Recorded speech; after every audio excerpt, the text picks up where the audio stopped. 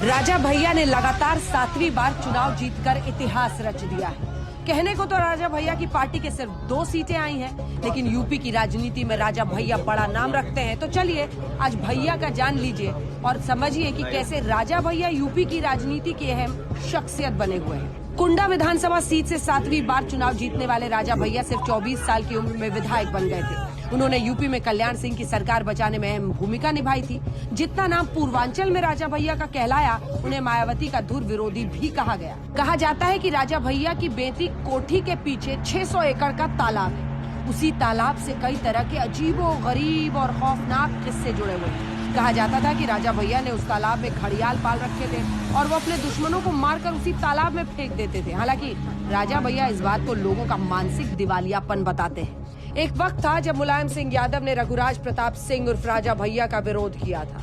उन पर दंगों में शामिल होने के आरोप थे, लेकिन वक्त के साथ मुलायम के सुर राजा भैया के प्रति नरम पड़े और मुलायम सिंह यादव राजा भैया के मुरीद हो गए।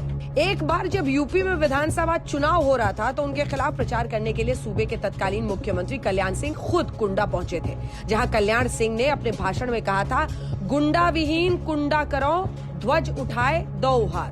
इसका मतलब निकाला गया था कि कुंडा को राजा भैया से मुक्त करो।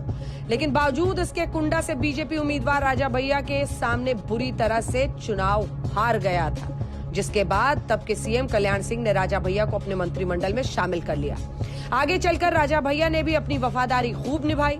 दरअसल जब बसपा सुप्रीमो मायावती ने तत्कालीन बीजेपी सरकार से समर्थन वापस लिया था, तो उस वक्त राजा भैया ने ही सरकार बचाने के लिए कल्याण सिंह की बहुत मदद की थी।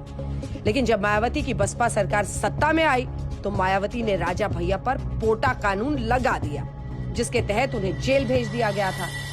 2003 में ही मायावती सरकार ने उनके पिता के महल और उनकी बेटी कोठी पर भी छापेमारी करवाई थी और जेल भेज दिया था। फिर जब 2012 में समाजवादी पार्टी की सरकार बनी तो राजा भैया को अखिलेश के मंत्रिमंडल में शामिल किया गया था। लेकिन उसी वक्त प्रतापगढ़ के कुंडा में एक हाई प्रोफाइल मर्डर हुआ। वो मर्डर था डेप्यूटी एसपी जियाउल हक का। इस मामले में राजा भैया का नाम आया, जिसके चलते उन्हें अखिलेश मंत्रिमंडल से इस्तीफा देना पड़ा। मामले की सीबीआई जांच कराई गई, लेकिन राजा भैया को क्लीन चिट मिल गई। नतीजतन उन्हें 8 महीने बाद फिर से मंत्रिमंडल में शामिल किया गया। हालांकि अब अखिलेश राजा भैया को पहचानने तक से इनकार करते हैं। कौन ले नाम ले रहे हो? ये कौन है? रघुराज प्रताप सिंह उर्फ राजा भैया का जन्म 31 अक्टूबर 1967 को प्रतापगढ़ की भद्री रियासत में हुआ था। उनके पिता का नाम उदय प्रताप सिंह, माता का नाम मुंजल राजे है।